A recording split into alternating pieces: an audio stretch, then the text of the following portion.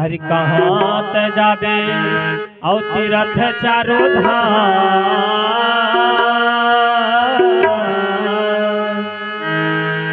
कहाँ त जाबे और तीरथ चारो धाम, सब यहाँ विराजेगा।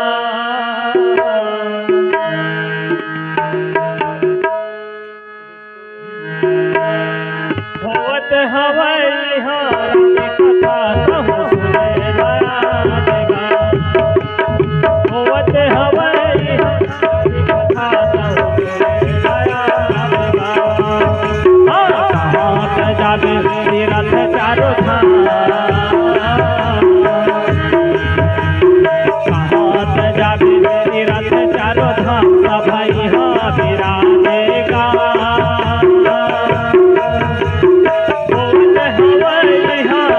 कथा कहूँ सुने लायगा, होवत हवै कथा कहूँ सुने लायगा,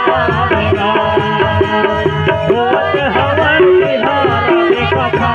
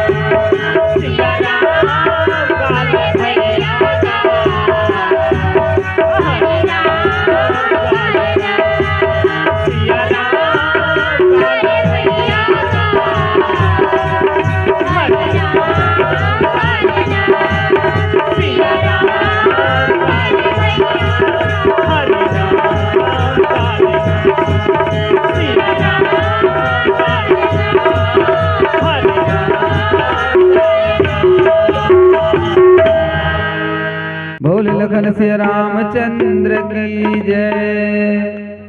नान तरु फल फूल सुहाए, खग मृग वृंद देखी मन भाए। शैल विशाल देखी एक आगे, तापर दाई चढ़े उभय त्यागे।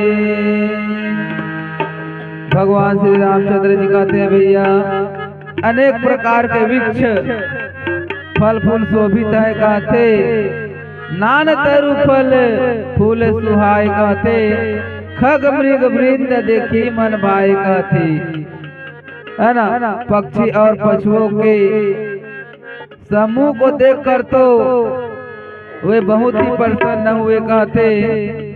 शैल विशाल देखी एक आगे, तापर धाई चढ़े भय त्यागे कहते। सामने एक विशाल पर्वत है, उसको देख करके हनुमान जी है भय त्याग करके दौड़कर उस पर जा चढ़े कहते। एक प्रकार से भैया गोस्वामी तुलसीदास से संत समाज के बीच में बताया भैया। बोल लगन श्री रामचंद्र की जय।